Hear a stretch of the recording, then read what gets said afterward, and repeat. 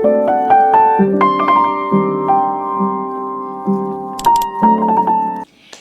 it's Paige from Turn the Page Books. Welcome back to my channel, and it's been a really long time, but I am back and I am hoping to post a lot more longer form content for you guys so that way we can keep talking about books. Life just keeps getting in the way, and sometimes it's really hard for me to film with my 4-year-old running around the house, but I am working on finishing up my bookshelf. Painting is like 90% done, and then I just have to do the wallpaper and put everything that's over here into my new bookshelf, which is in my bedroom. So there's a lot of changes going on, but I'm happy to be back, and I haven't posted since the summertime, so I have read a lot of books in between then and now. But for today's video, I want to talk about 26 books that are on my TBR for 2026. I'm gonna separate this out into different genres so that way it's easier to follow. 26 books is a lot to talk about, so let's get into it. I'm gonna start off with my favorite genre, which is horror, and I have most books on my TBR for that genre, so stay tuned for that. Some of these are new releases, and then others have been out for a while and I just haven't gotten to read them yet. Starting off with the books that I physically own already. The first one is The Amulet. This is by Michael McDowell. And I just found this one at Chamberlain Book Mine. It's a thrift bookstore that's near me. I've been into that recently, haunted objects. I recently read Sorrow Stones by, who's that by? Here it is.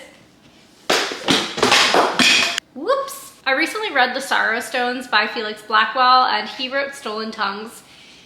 And I loved this. This was a 5-star read. It was amazing, and it was about haunted trinkets. So I was kind of looking for something similar to that, and I found that at the bookstore, picked it up right away. Next one I have is Monstrolio. This is by Gerardo Simano Cordova, and this is a vampire book. Based on the little summary on the back, it's giving a little bit Pet Sematary meets Salem's Lot vibes to me.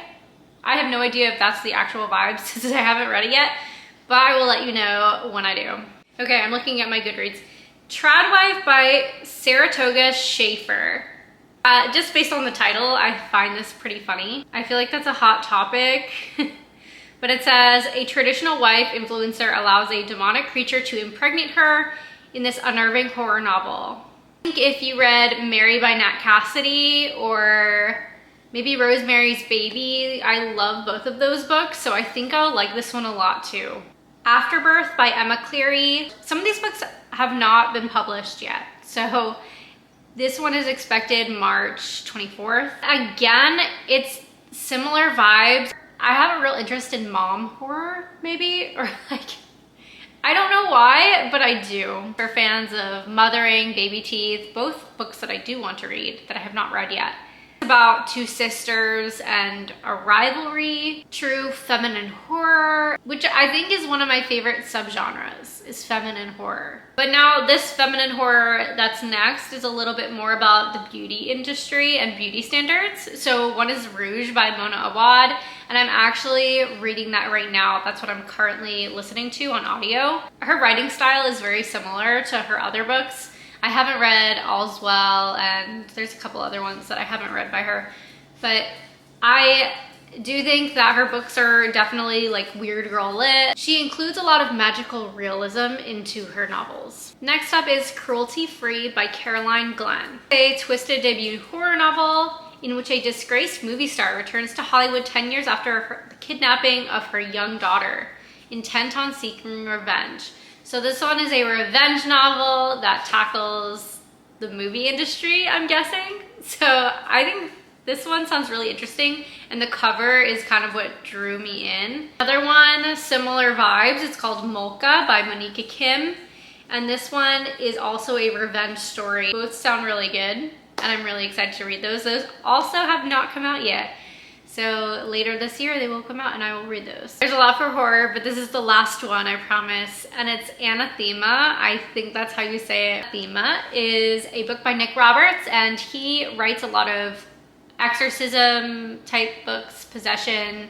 And I recently read Mean Spirited by him, loved it. 5 stars, hands down.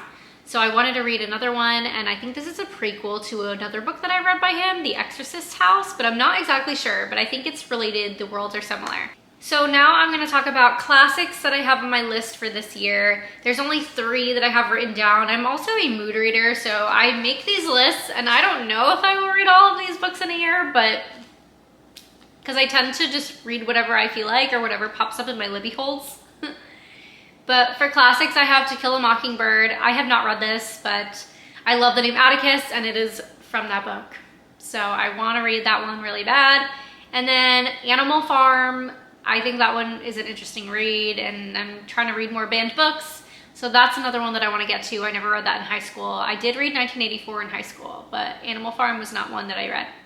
And then the last classic I want to read is Wuthering Heights, and the movie is coming out. I know the movie's a little bit controversial with the casting or the way it's being marketed. So I don't know. I've never read the book. My friend was reading it and said it's really good, so I figured why not? I'm gonna try to read that one and see how I like it, and then maybe I'll watch the movie. We'll see. I do know that it's supposed to be more of a tragedy and not so much of a romance, but it's heavily marketed as a romance. But I don't really know the full backstory there. I have to read the book. That was quick and easy. Now we're gonna get to thrillers. The first thriller I wanna read is 11/22/63. It's huge. It's by Stephen King. And I recently read It by Stephen King this past year, and I did enjoy it. I really like coming of age and horror mixed together. So I wanted to read this one, which is not coming of age at all, and it's not really horror. But I think it's a mix of different genres. I'm not really sure exactly what genre I would categorize into specifically, but I've seen it in the thriller genre. I think it's a bit suspenseful probably, but it goes back in time to JFK's assassination, and there's a story that goes along with that. And I really love history. I loved history class as a kid and still enjoy learning about different American history and European history, especially like King Henry vibes. I love that era. Or I love learning about that era. I don't know if I'd want to live in it. Razorblade Tears. I need to look up who this one's by. Oh, it's by S.A. Cosby. Okay, so this one is about 2 fathers. So they're seeking revenge for the unaliving of their sons. This one has really good reviews. I've heard great things, so I am looking forward to reading it. Another Stephen King book. This one I don't have a hard copy of, but it's The Stand by Stephen King. This one's also very long, and it's a little bit more dystopian thriller. So I was in a bookstore in Boston a few months ago, and my friend was picking it up and looking at it to buy, and this guy came over and was like just praising the book. So I was like, ooh, I think I want to add this one to my TBR, and she's reading it now, I think. So I'll have to get back to her and see how she liked it. But it is on my list. Then I want to read Her First Lie by Lucinda Berry. This is a prequel to The Perfect Child, which is one of my favorite books by Lucinda Berry. I really like her as a thriller author. I think she just does a great job with psychological thrillers, and I'm very excited to read it because I loved The Perfect Child. But there's a novella too that's a little bit of a prequel, and that was fun. It was just like, I didn't take it very seriously, but this one is, I think, a full novel. So I am excited to read that and learn more about The Perfect Child, because it's been a while since I read that. I think I read that in 2024, so I might have to go back and do like a quick reread or skim to refresh my memory and dive into that prequel. Too Old for This by Samantha Downing. A retired serial unaliver's quiet life is upended by an unexpected visitor. Elderly woman who is a serial unaliver. Romance. I have a few romance reads that I have specifically on my list that I'm reading this year. One is the next Ice Planet Barbarians. I started reading those last year, and I've read 3 of them so far. I never read a series unless I'm like totally obsessed. I don't really read them back to back. I like to take breaks in between, and those are just kind of fun reads, and like you could not read all of those at once. I mean, maybe you could. There's a lot. There's like 20 books. So I do take breaks when reading them, and I use them as palate cleansers when I am reading too much horror or thrillers or dark things. I just want to read something kind of fun and I don't have to think about it. Ice Planet Barbarians is my go-to. Something about it, it just does it for me. Something about those aliens. But I do want to read maybe 4 or 5 of those this year, maybe 10. I don't know, they're very quick reads, so they are quick to get through. We'll see how I feel. Next, I'm very excited about this one. I jumped on the bandwagon for Heated Rivalry. I watched the show, I binged it, I love it. I can't stop thinking about it. So of course I want to read the book, and I think it's the second book in a series. The first one is about Scott and Kip, who's also in one of the episodes or a few of the episodes of the series. And I love their story as well, so I probably will read both of those, but I'm really excited for Heated Rivalry because I need more Elia and Shane immediately. I'm reading Book Lovers by Emily Henry. This is actually a book club read for next month that I'm reading with my mom group book club. There's like 5 of us and we bring the kids to the playground, and this is the book that we're reading for February. I'm like, what month is it? A lot of Emily Henry books being adapted into movies. I recently watched The People We Meet on Vacation, and that was a really good movie. I liked the book a lot. So we are going to read this one, and I think it's a lot of their first Emily Henry books. So I'm excited to hear what they think. The last romance book I want to read is One Day by David Nichols. So I watched the movie way back when with Anne Hathaway, and then I watched the Netflix series that came out maybe, I think it was last year or 2 years ago. And that one ripped my heart out.